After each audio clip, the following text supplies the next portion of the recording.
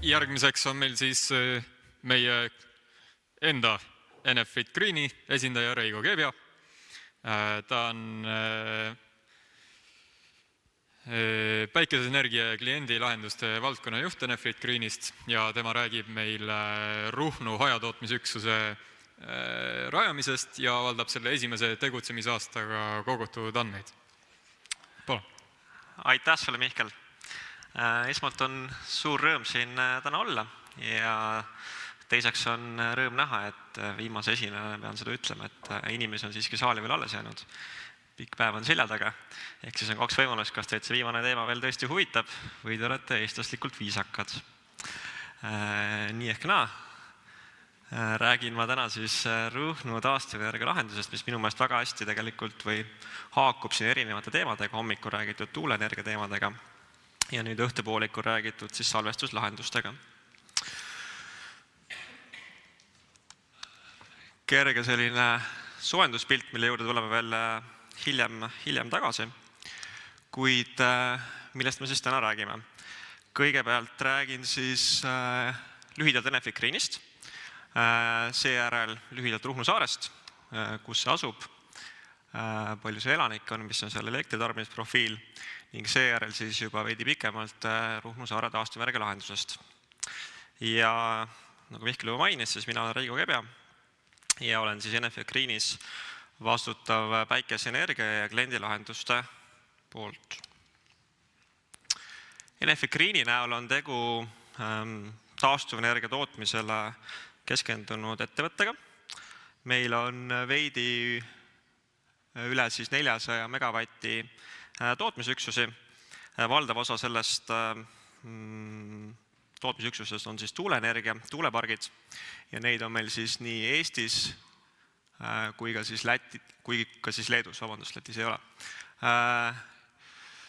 Ja Enefit Greeni näol on meil siis huvitava märkusena tegu siis kõige mitmekesisema tootmisportfelliga taastuvenergia ettevõttega Baltikumis.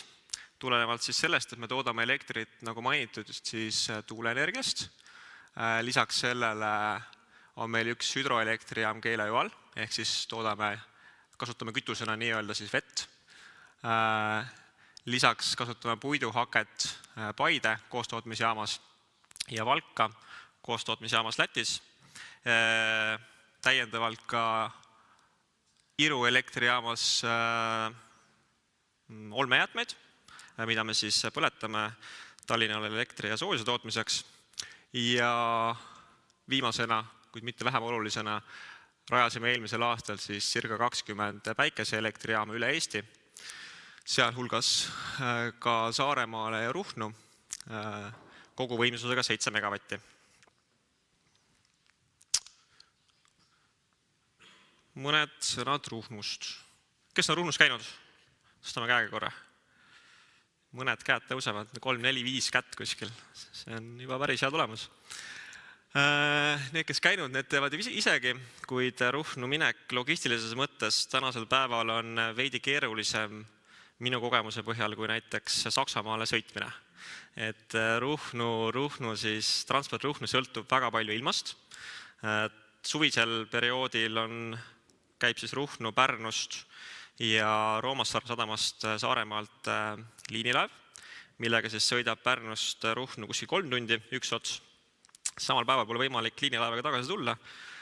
Tagasi Pärnusse saab 2 päeva pärast, ehk siis kui minna, siis juba ikka korralikult ja pikemaks. Kui me räägime talvisest transpordist suvel, siis laevaliiklus on sõltuv tuulaoludest, mis on nagu üpriski hästi siiski prognoositavad. Sügisel võib see muidugi ka ootamatusi tuua, kuid talvisel perioodil sõidab Ruhnu lennuk ja lennuk käib nüüd 3-4 päeva nädalas, kuid siis on väga ettearvamatuks ilmastikuoludeks on pilved, et madal pilvisus takistab siis lennukil visuaallennu tegemist, instrumentaallennud Ruhnu lennuväljal võimalikud ei ole ja sellest tulenevalt olen ka ise Pärnus oodanud 1-2 päeva vahel või üldse mitte tulnud siis Tallinnasse tagasi kohaselt, et kuna siis tuleneb madalast pilvisusest või udust ei ole need lennud võimalikud. Ehk siis minu sõnum siinkohal on see, et logistiliselt on tegu keerulise asukohaga ja meie enda taastuvenergia lahenduse planeerimisel pidime seda kindlasti arvesse võtma ja võtsimegi arvesse. Ja oli küll ka teatud ootamatusi, kuid ajagraafiku mõttes ehitasime selle lahenduse, millest ma kohe rääkima hakkan, siis circa aastaga valmis. Ja nagu näha, siis Ruhnu saar asub Eesti mõistes siis siin Läti nii-öelda tagahoovis. Läti, kellel ühtegi saart paraku pole, on siis ka Ruhnu Eesti osaks. Ja 96 kilomeetrit on Pärnust siis meretee pikkus linnulennult, mis siis on täiesti võrdväärne tegelikult Tallinn-Helsingi vahelise kaugusega. Et tegu ei ole siis see, et laev sõidab 3 tundi ei tähenda seda, et laev oleks aeglane. Tegelikult on tegu katamaraaniga ja tegu on päris kiire laevaga, kuid lihtsalt see vahemaa on üpriski pikk ja siin tuultele väga avatud, mistõttu see laevasõit ei pruugi alati kõige meeldivam olla. Kaubalaev sõidab Ruhnu tervelt 6 tundi. Tegu on siis tõepoolest aeglase laevaga ja aeglasega sellepärast, et tegu on väga madala süvisega laevaga ja madal süvis on oluline seetõttu, et Ruhnu sadamas on siis sadama sügavus on väga väike, tulenevalt sellest, et tuuled korjavad sinna sadama alale iga-aastaselt väga palju liiva ja sadama süvendamine teatud osas on Ruhnus iga-aastane nähtus. Et kõik see seab siis teatavaid piiranguid erinevate seadmete transportimisele Ruhnu. Mis veel on oluline, enne kui hakkame taastuvenergia lahendust Ruhnu rajama? On oluline see, et siiamaani viimased mõnikümmend aastat on siis Ruhnus elektrit toodetud diiselgeneraatorite abil, kuna nagu ma unustasin mainimata, et sellest vahemaast tulenevalt ei ole ka mõistlik see, et Ruhnu saarele vedada siis merekaableid, paigaldada merekaableid, kuna see distants on lihtsalt niivõrd pikk, et see oleks selline Estlingi suurune projekt, küll energiakogused on palju väiksemad, aga sellegipoolest nii pika merekaabli vedamine ei ole ei tehniliselt ega majanduslikult mitte kuidagi mõistlik. Ja sellest tulenevalt on Ruhnus siis toodetud elektrienergiat viimase mõnikümmend aastat diiselgeneraatorite abil. Ja tulenevalt siis sellest, et see ei ole ei väga keskkonnasõbralik ega väga ökonoomne, hakkasime lahendama probleeme, kuidas seda saaks odavamalt, efektiivsemalt ja tänapäevasemalt ja keskkonnasõbralikumalt Ruhnus elektrit toota. Ja mis oli veel siis oluline, ongi siis tarbimisprofiil, mis Ruhnul ei ole päris traditsiooniline Eesti mõistes. Kui me vaatame Eesti tarbimisgraafikuid, Eesti keskmist tarbimisgraafikut, siis tavapärane on see, et sügis-talvisel ajal on tarbimine ikkagi suurem kui kevad-suvisel ajal, tulenevalt siis erinevate kütteseadmete kasutamisest talvisel perioodil.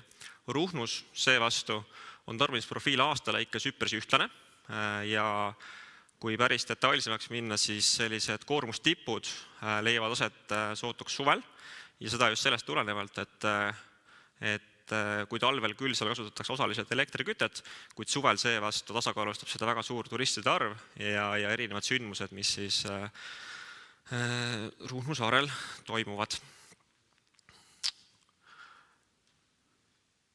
Ja koormustippude näol, kui me räägime siin keskmisest koormusest circa 60 kilovatti Ruhnu saarel, siis koormustipud on seal 160 kilovatti juures ning see seab siis jällegi taastuvenergia lahendusel erinevaid piiranguid ja nõudmisi, ehk siis taastuvenergia lahendus peab väga kiirelt suutma neid lühiajalise koormuse tippe katta. Planeerimisetapp läbitud, jõudsime välja sellise lahenduseni, kus siis rajasime päikeseelektrijaama, mille võimsuseks 150 kilovatti, tuulegeneraatori, mille võimsuseks 50 kilovatti, Töösse jäid olemasolevad 2 diiselgeneraatorit, 160 kilovatised ning akupank, mille väljundvõimsus siis oli 180 kilovatti ja mahtuvus 220 kilovatt-tundi. Selle juurde tuleme veel tagasi. Ja terviklahendus siis tagab, et vähemalt 50% Ruhnu siis elektritarbimisest on kaetud taastuvate energiaallikate abil. Nagu siin eelkõnelejad maininud, siis 2030 aastal Eesti terviklik eesmärk on seesama 50%. Võib natuke naljaga pooleks öelda, et Ruhnu on selles mõttes meist 10 aastat ees, ehk siis Ruhnul juba 2019 aastal saab see osakaal 50% olema. Siin ka visuaalselt siis uuesti ära näidatud nende tootmisüksuste asukohad. Kes Ruhnus käinud teab jällegi paremini, aga küla asub saare keskel, siin on ka peamine tarbimine. Siit liiguvad siis keskpingeliinid ja siin saare osas siis on meie kõik tootmisüksused. Siin veidi tagapool ja eemal on tuulegeneraator, lennujaama kõrval on päikesepark ja sadama kõrval, sadama ja lennujaama vahel siis on nii akupank kui diisligeneraatorid. Ja päikesepargi näol siis on kasutatud siis 625 kilovatist inverterit, seda ka puhtalt sellel põhjusel, et nende päikeseelektriinverterite vahetamine oleks modulaarne ja lihtne, kui midagi peaks sellises eraldatud asukohas isegi ühe inverteriga juhtuma, siis on võimalik see rikke kiirelt või selle rikke mõju on väike ja seda on võimalik kiirelt likvideerida. Ja kokku on päikeseelektrijaamas kasutatud 600 päikesepaneeli ja veel olulisem, mis on ära märkida, on see, et kaldenurk kui mandri elektripaigal lihtsalt, kus on oluline aasta lõikes kõige suurem siis summaarne elektrienergia tootmiskogus, siis Ruhnus on meil oluline vastavalt modellatsioonidele ka just püüda seda kevadist maksimumi ja sügist maksimumi, mitte niivõrd keskenduda sellisele suvisele tipukoormuse püüdmisele, sest suvel on niigi päikeseenergiat piisavat. Ja selleks, et siis kevadist ja sügist tootmist enam püüda, on siis päikesepaneelid paigaldatud 45 kraadise siis kaldenurga alla. Tuulegeneraator kasutame 50 kilovatist tuugeenergia tuulikut. Tuugeenergia on siis Eesti tuulikutootja ja võrreldes nüüd siis mandril tänapäeva esimeses pooles räägitud tuulikutega, mille võimsused on seal 2 megavatti, 3 megavatti, siis Ruhnu tuuliku võimsus on tõepoolest väike, see on 50 kilovatti, see on 0,05 megavatti, ehk siis tegu on ikkagi niisuguse pigem, me ei saa öelda päris kodu kasutatava tuulikuga, sest taluõue sellist päris ei pane, ta on siiski 23 meetri kõrgune, kuid sellegi poolest väiksema tuulegeneraatoriga ja mille puhul ei ole isegi kasutatud siis invertereid tema võrku ühendamiseks. Elektrienergiat toodetakse siis asünkroongeneraatori abil, mis siis on otse võrguga ühendatud. See lisab lahendusele ja süsteemile lihtsust, jällegi arvesse võttes, et Ruhnu on suhteliselt eraldatud paik ja mida vähem süsteemi komponente, seda töökindlam üldjuhul süsteem on. Siiamaani ei ole meil tuulikuga ka ühtegi sellist sisulist riket selle 4,5 kuu jooksul, mis ta töötanud on, siis ka esinenud. Akupank koos automaatikalahendusega, mis siis on kogu süsteemi süda. See lahendus, siis akupank tähendab, annab kõigile tootmisüksustele, päikeseelektrijaamale, tuulikule, diislile käsklusi siis kas toota, seisma jääda ja ka kui toota, siis millise võimsusega toota. Et meil on suvel olukordi, kus me peame päikeseenergiat siis suure, väga päikselise päeva korral päikese väljundvõimsust piirama. Meil on olukordi, kus meil diiselgeneraator seisab. Näiteks ka just siin 5 minutit tagasi vaatasin süsteemist järgi, et ka tänasel päeval juba hommiku kella 10 saadik diiselgeneraator seisab, kuna taastuvenergiat on piisavalt. Ja kogu selle võrgu üleval hoidmine on siis akupanga automaatikaga tagatud. Ja füüsiliselt ei ole tegu väga suure seadmega, kuskil 2x3 meetrit, selline väikese alajaama mõõtu, kes alajaamasid Eestis näinud on. Ja kui akupank on täis laetud, siis Ruhnu saare keskmise tarbimise korral suudate umbes 4 tundi siis tagada puhtalt ilma ühegi täiendava elektrienergia allikata siis elektrienergiaga varustatust. Seejärel on vajalik siis kas diiselgeneraatori käivitamine või siis taastuvenergiaallikate elektri tootmine. Tänapäevale omaselt on kogu lahendus meil kaugelt monitooritav ja Paide elektrijaamas on meil ka monitoorimiskeskus, ehk siis kui midagi kriitilist peaks juhtuma, siis on sellel kindlasti meil silm peal ja selline varustuskindlus tagatud. Selles konkreetset pildilt on siis näiteks näha ka tootmise olukord, kus meil tarbimine saarele 50 kilovatti, akupanga väljumvõimsus on siis -11 kilovatti, ehk siis ta tegelikult laeb ennast, akupang laeb ennast 11 kilovatiga, päikeseenergia toodab 46 kilovatti, diiselgeneraator välja lülitatud ja tuulik toodab 15 kilovatti. Ja siin kevade poole päikseliste päevadega ongi see selline üpris tüüpiline olukord, küll tänasel päeval on see päikese väljumvõimsus isegi juba veidi suurem, kuid see olukord, et diisel siis päevasel ajal seisma jääb, on üpris tavapärane. Kui me räägime toodangute osakaalust, siis nagu mainitud, 50% aasta lõikes meie prognooside kohaselt saab kindlasti täidetud Ruhnu saarel taastuvenergia osakaal siis, kuid kui me vaatame siin veebruarikuu ühe tõepoolest veidi päikselisema nädalavahetuse tootmisgraafikuid, siis me näeme, et circa 70% oli siis taastuvenergia osakaal, milles siis üle 60% moodustas päikese- ja tuuleenergia. Ehk siis tegu on juba sellise päris elevust tekitava numbriga. Vaatame, mis need tegelikult tootmistulemused aasta lõikes saavad olema. Eelkõige suvel, praegu veebruarikuus on ka päev lühikene ja päikeseenergia vaates. Teiselt poolt jällegi on talvel tuuleenergia statistiliselt, tuuleenergiat on palju rohkem, tuul on tugevam kui suvel.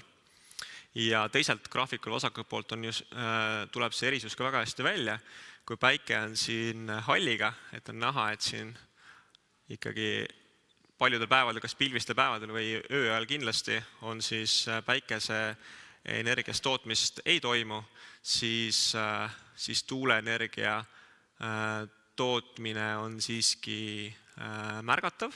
Ka sellisel talvisel perioodil, tegu on siis siin alates novembrist eelmisest aastast kuni märtsini sellel aastal, et tuuleenergia toodang on olnud siiski väga, väga märgatav. Kindlasti on juba näha siin muidugi veebruari teises pooles, kus päikeseenergia on hakanud halliga siin näha väga märgatavalt esile tulema ja kui nüüd ette vaadates prognoosida, siis on selge see, et tuuleenergia hakkab siin suve poole natuke väiksemaks muutuma, tuuleenergia osakaal ja päikeseenergia osakaal oluliselt tõusma. Et see on see pilt, mida me kindlasti nüüd kevadel ja suve poole rohkem nägema hakkame. Ja kui me räägime, oleme täna rääkinud eelmised esinejad kui ka mina, et on väga oluline tulevikus elektrienergia salvestamine, elektrienergia tasakaal, me ei saa ainult Taani näitel siis kasutada tihtipeale tuuleenergiat, kuna siis me oleme väga paljuski sõltuvad enda headest naabritest, kes suudavad meie koormustippe ja tarbimistippe tasakaalustada, näiteks hüdroenergiaga või millegi muuga, salvestustega, siis ei saa öelda, et see on täielik lahendus, kuid on hea näha, et tegelikult tuuleenergia ja päikeseenergia teineteist väga hästi kompenseerivad. Ehk siis statistiliselt, kui me vaatame päikselisi päevi, siis nende päevadel üldjuhul ei ole väga palju tuult, võib küll olla, aga üldjuhul niivõrd palju ei ole. Kui me vaatame jällegi tuuliseid päevi, siis tihtipeale on need pilvisemad ja päikest vähem. kui me vaatame aastaaegade lõikes, siis suvisel perioodil on siis päikeseenergiat oluliselt rohkem, talvisel perioodil pea olematult. Kui me vaatame tuule poole, jällegi vastupidi, talvel on enamus tuuleenergia tootmisest toimub ja suvel oluline vähemus. Ehk siis väga hästi balansseerivad teineteist, kuid loomulikult on kriitiline seal juures omada ka salvestust ja selleks, et siis seda tasakaalu ka täielikult tagada. Et ilma salvestuseta näiteks oleks meil diiselgeneraatori väljalülitamine siin põhimõtteliselt võimatu tulenevalt siis sellest, et diisel, kui me ei suuda päikeseenergia ja tuuleenergia tootmist niivõrd täpselt ette prognoosida ning olukorras, kus meil ootamatult pilv ette tuleb päiksele, siis päikeseenergia tootmine langeb drastiliselt, küll aga ei suuda diisel siis täielikult välja lülitatud olekus niivõrd kiiresti tööle hakata, et saare elektrisüsteemi stabiilsust tagada. Ehk siis salvestuslahendus on väga kriitiline, väga kriitilise tähtsusega. Jõudsime kokkuvõtte juurde.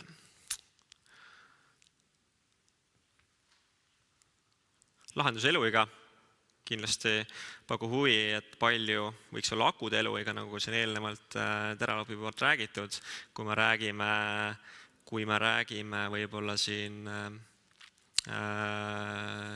erinevatest siis salvestustehnoloogiatest, siis liitiumiooni puhul on tõepoolest kuskil 5, 6, 7, 8 tuhat tsüklit nende liitiumioon akude eluiga. Ruhnus me näeme, et ööpäevas kulub meil kuskil 1-2 tsüklit, 1-1,5 tsüklit, ehk siis sellises tempos peaksid akud vastu circa 10 aastat, mis meie puhul oli täiesti aktsepteeritav. Ja kogu lahenduse eluiga, kui me võtame need akud välja, siis on circa 20 aastat, päikesepargil ilmselt isegi veidi enam.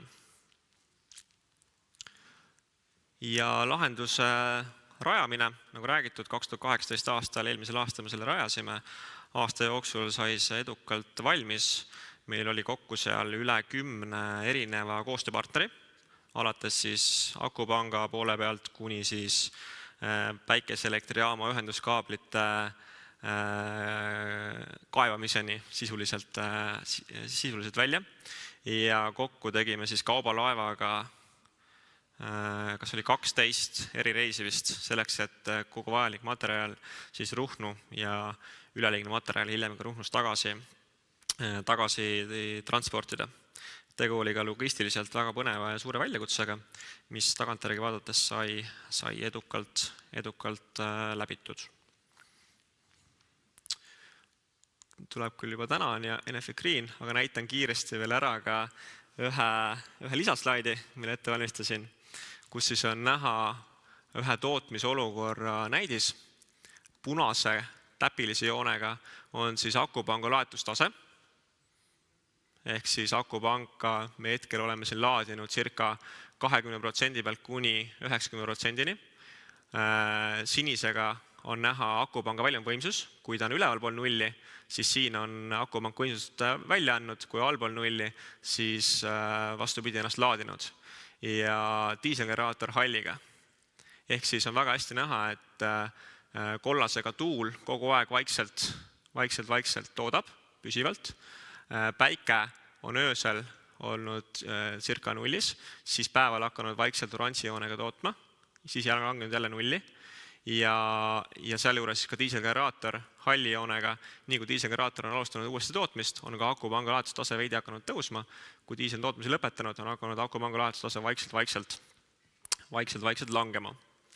Et see on selline tüüpiline tootmise olukorra näidis ja see on nüüd küll väga sellise sügaval talve ajal tehtud näidis, ehk siis nagu mainisin, siis tänasel päeval juba päike hoiab siin päev läbi oma tootmisvõimsust üpris kõrgel üleval. Lõpetuseks ka mõned pildid.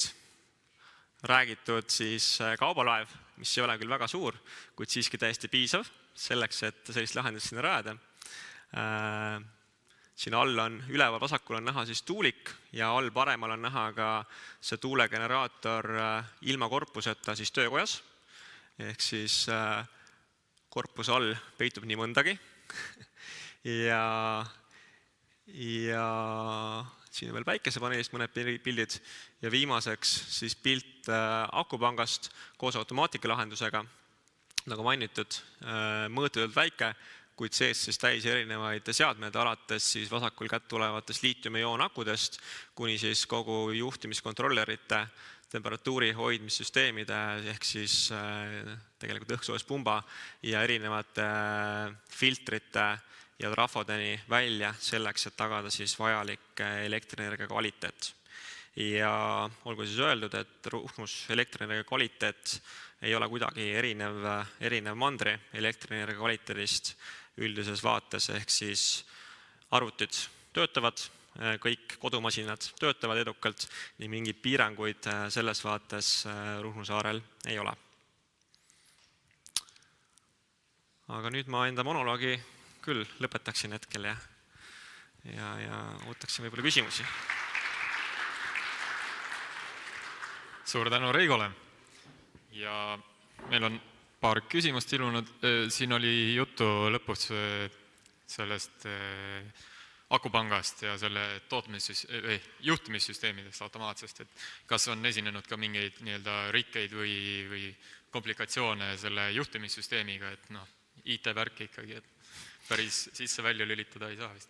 Just, et väga hea küsimus. Me oleme teinud mõningaid tarkvara uuendusi selleks, et siis süsteemi tööd veelgi optimeerida, et tänase päeval ongi põhiülesanne süsteemi tööd optimeerida, seal on väga palju erinevaid võimalusi, erinevaid parameetreid ja sätte, mida saab tegelikult muuta selleks, et see reaalne väljund võimsus oleks taastuvenergia kogus ja arvesse võttes siis ka samas süsteemi komponentide eluiga, ehk siis me liiga palju ka ei kasutaks akusid, liiga palju akude elueast ära ei kulutaks, siis optimeerimine on seal väga tähtis ja selleks oleme paigaldanud erinevaid tarkvara uuendusi ja peale tarkvara uuendusi on meil alati siis testimine, kus me siis testime läbi erinevad stsenaariumid, et kõik süsteemi töö oleks siiski normaalne ja see käib väga tiheda jälgimise all. Selle jälgimise käigus on tõepoolest teatavaid probleeme esinenud, kuid nendel aegadel, kui need on esinenud, siis me oleme tootnud elektrienergiat diiselgeneraatorist ja kõik probleemid on saanud üpris kiirelt lahendatud. Ehk siis selline tüüpiline testimisperiood on meil esinenud, kuid tänase päeva me juba näeme, et ega siin tundub vist väga palju enam efektiivistada ei ole. Veel teeme mõned analüüsid ja siis on ehku see kõige efektiivsem lahendus ka käes meil. Ja üks küsimus veel, et kui lahenduse kasutusiga on 20 aastat, kas siis vahetatakse süsteem lihtsalt uute komponentide vastu välja või on plaanis midagi muuta või arendada? Et selle süsteemiga lähete lõpuni, aga mida siis tulevik toob? Väga hea küsimus. Väga palju on ka küsitud seda, mida teha selleks, et Ruhnu saarel 100% taastuvenergiat teha. Ehk siis 20 aasta pärast vaadates Euroopa Liidu ja Eesti eesmärkide ambitsioonikust, võib-olla on eesmärgiks üldse 100% Ruhnus taastuvenergiat toota ja siis vastavalt nendele tehnoloogiatele, mis siis olemas on, tuleb ka süsteemi komponente kindlasti uuendada. Et on selge see, nagu ka Teralõpp mainis, et see maailm on väga kiiresti arenev, võib-olla 20 aasta pärast on palju efektiivsemad energiasalvestusviisi võimalik, võib-olla kasutatakse palju efektiivsemad päikesepaneele, et otsused tuleb vastavalt sellele langetada.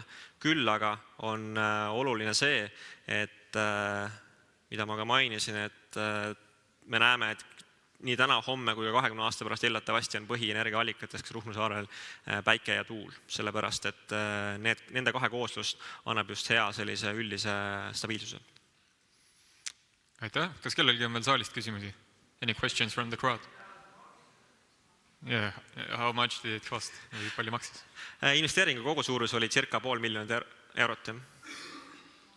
$500,000, yeah.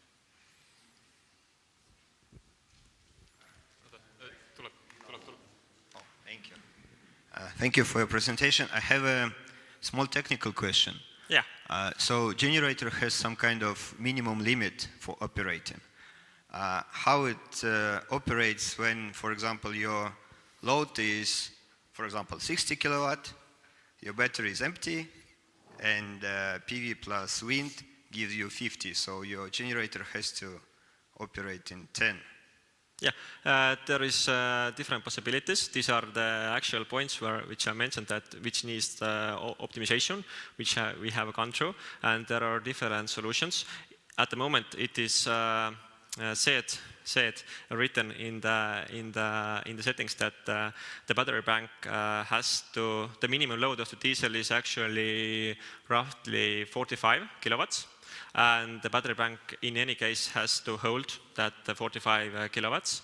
And if needed, then we will start the diesel, still use the renewables, but then we will use the renewables for charging the battery bank.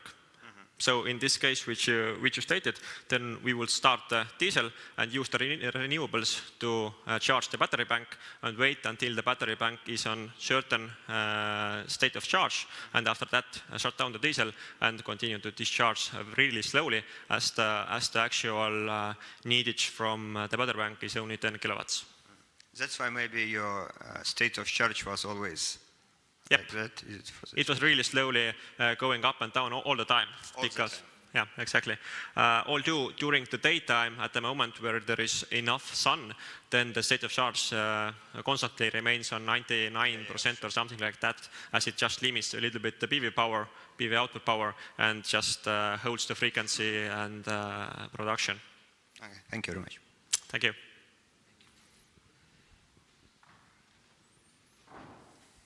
Mul on küll küsimus, et palju tarbijale maksab kilovatt-tund ja teine küsimus, et kuidas on selle firmale tasuvusajaga. Mis see teine oli, et mille ilma firmale tasuvusaeg? Okay.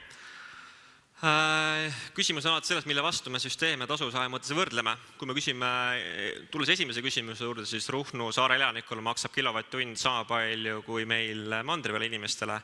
See on riik võtnud seisukoha, et me ei saa saare elanikke siis kuidagi teistmoodi kohelda kui mandripeal olevaid inimesi. Ja kui me räägime tasuvusajast, siis süsteemi eluaja peale on see selgelt efektiivsem kui ainult siis diisli kasutamine. Ehk siis ainult diisligeneraatori kasutamine versus selline taastuvenergia lahendus, siis taastuvenergia lahendus on efektiivsem kui ainult diisligeneraator. Loomulikult, kui me võrdleme seda mandril oleva elektrivõrguga, siis mandril üldjuhul sarnane lahendus kuluefektiivsuse mõttes mõistlik ei ole. Palju odavam on siis kasutada põhivõrgust tulevat elektrienergiat. Küll aga niisugused väga eraldatud kohad, näiteks Ruhnu saar, näiteks võib-olla väga eraldatud kohad kuskil maamajades võib olla nagu mõistlikum, kuluefektiivsem selliseid taastuvenergia lahendusi kasutada. Veel keegi? Anyone else? Okay, thank you very much, Reigo. Thank you. And